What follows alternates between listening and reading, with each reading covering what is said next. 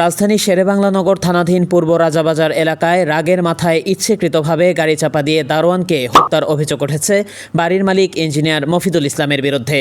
বৃহস্পতিবার 4 জুলাই সকালে এ ঘটনা ঘটে। নিহত দারোয়ানের নাম ফজলুল হক। প্রত্যক্ষদর্শী ও এলাকাবাসী জানান, রাগের মাথায় ইচ্ছাকৃতভাবে বাড়ির মালিক মফিদুল ইসলাম দারোয়ানের ওপর গাড়ি উঠিয়ে দেন।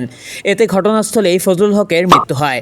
এক প্রত্যক্ষদর্শী জানান, বাসা থেকে মালিক গাড়ি বের করছিলেন। এ সময় দারোয়ান ফজলুল হক গেটের দরজা লাগিয়ে বাইরের দিকে তাকিয়েছিলেন। পেছন দিক থেকে গাড়িটা এসে ফজলুল হককে চাপা দিয়ে গেট ভেঙে বাইরে বেরিয়ে যায়। ঘটনাস্থলে মারা যান ফজলুল হক। শেরেবাংলা নগর থানার ভারপ্রাপ্ত কর্মকর্তা ওসি জানান, ধারণা করা হচ্ছে ব্রেকে চাপ না দিয়ে এসকেলেটরে চাপ দেয়ায় এ দুর্ঘটনা ঘটে। তিনি বলেন, খবর পেয়ে আমরা দুর্ঘটনাস্থল পরিদর্শন করি।